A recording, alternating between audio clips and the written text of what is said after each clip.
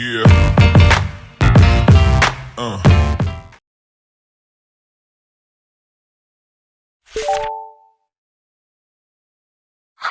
Bagaimana hukum golput Pak Ustadz? Haram. Kalau engkau golput, maka orang tak baik bisa naik. Karena dalam demokrasi suara terbanyak suara Tuhan. 9 mengajak minum khamar, 1 mengajak sholat. Dalam dunia demokrasi yang benar adalah yang 9. Maka kalau kau mau menolong kebenaran, coblos. Sepakat, kemudian Anda tidak memilih, itu hak Anda. Tapi persoalannya ketika Anda tidak memilih, maka orang liberal ikut memilih, orang sekuler ikut memilih, lesbi ikut pilih, homoseksual ikut pilih. Ketika mereka memilih suaranya lebih banyak, mereka yang megang kekuasaan. Ketika memegang kekuasaan, kebijakan dibuat. Ketika kebijakan dibuat, apa kemudian dampak selanjutnya? Bukankah ada gambaran dalam agama kita untuk taat pada pemimpin? Sekarang pemimpin Anda misalnya membuat kebijakan yang tidak benar. Disitulah kemudian malorot akan muncul. Maka dari itu adalah kewajiban kita saat ini adalah menghadirkan suara-suara kebaikan. Perempuan pilih pilihan-pilihan yang mendekatkan kepada Islam, yang dekat dengan maslahat-maslahat keumatan. Begitu dia dipilih, dia buat kebijakan dekat dengan umat. Setelah itulah kemudian sistem akan berjalan menyesuaikan dengan maslahat kehidupan kita. Jelas sampai sini?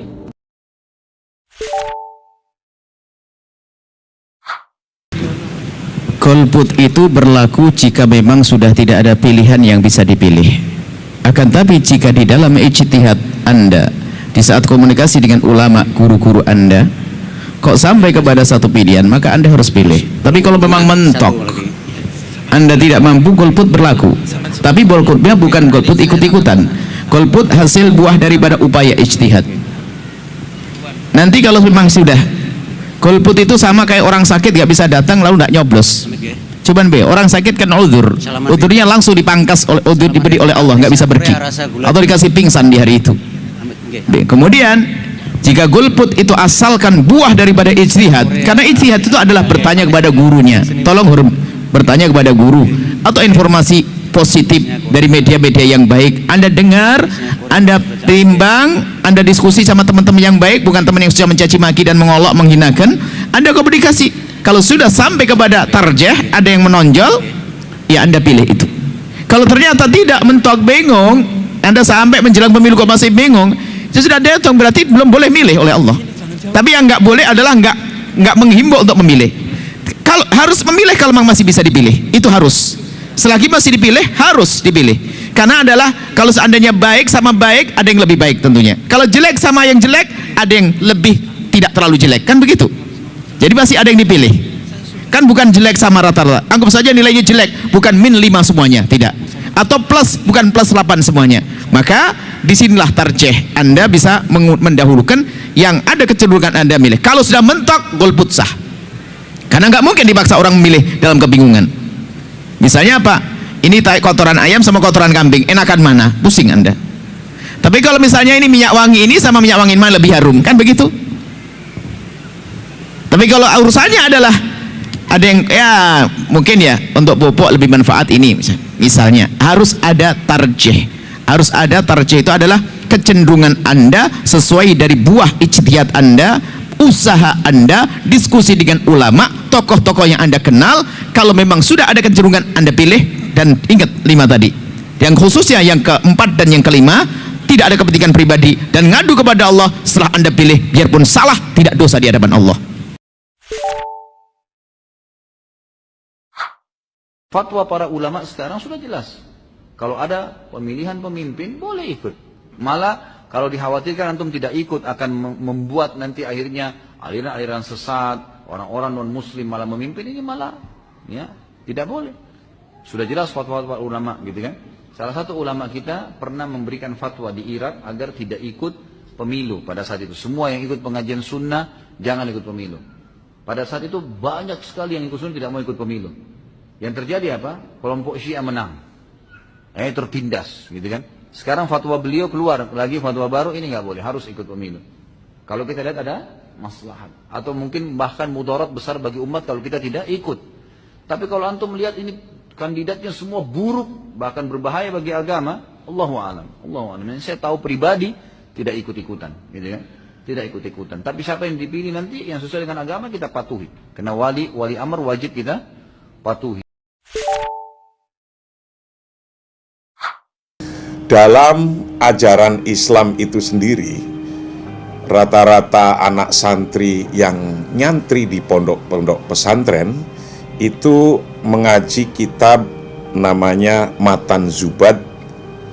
Kitab Matan Zubad ini ditulis oleh Syekh Al-Imam Ahmad bin Ruslan Asy-Syafi'i dalam sebuah nadhomnya. Di dalam fasal fi muqaddimati ilmil usul menyebutkan bahwa fardun 'alan nasi imamun yungsobu wa ma'alal ilahi syai'un yajibu. Bagi setiap manusia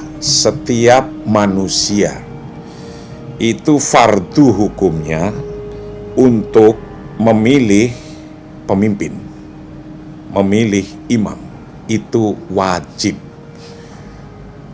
Kesepakatan di negara kita yang dalam bentuk Negara Kesatuan Republik Indonesia yang tercantum dalam undang-undang, dalam hal ini memilih pemimpin adalah wajib fardu.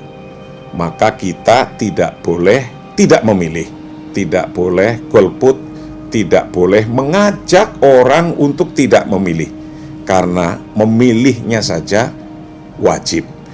Untuk itu mari kita bersama-sama pagi-pagi hari kita niati ibadah untuk memilih pemimpin kita sendiri yang kita yakini bahwa beliau yang akan kita pilih adalah seorang yang amanah.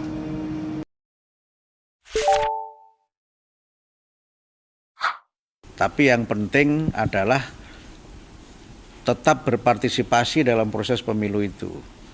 Dalam pengertian kita tidak boleh apatis, tidak boleh pasif, dan juga tidak boleh golput. Walaupun bagi Muhammadiyah golput itu tidak haram, mungkin levelnya baru makruh sajalah gitu. Tetapi kalau mengajarkan atau mengajak golput itu yang haram menurut saya.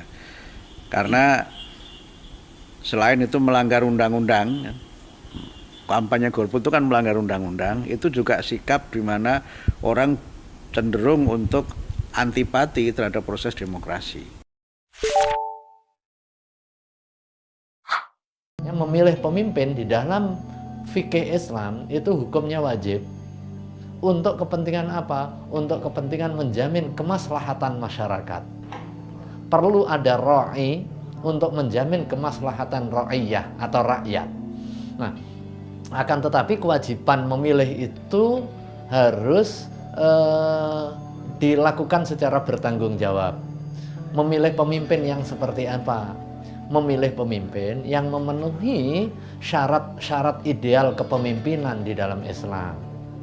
Syaratnya apa? Syaratnya dia secara personal dia beriman bertakwa, kemudian secara sosial dia memiliki kecakapan untuk melaksanakan tugas kepemimpinan. Dan prototipe ideal kepemimpinan itu adalah kepemimpinan Nabi tentunya.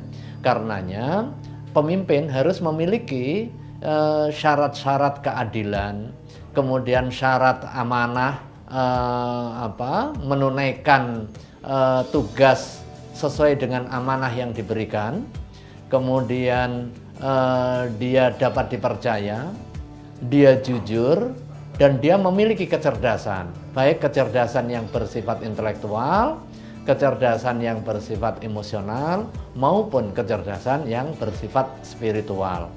Karena pada hakikatnya setiap individu kita adalah pemimpin. Jika ada calon pemimpin yang memenuhi persyaratan ideal tadi, kemudian kita tidak memilih, atau kita memilih orang lain yang tidak memenuhi persyaratan, padahal ada calon yang memenuhi persyaratan, hukumnya haram.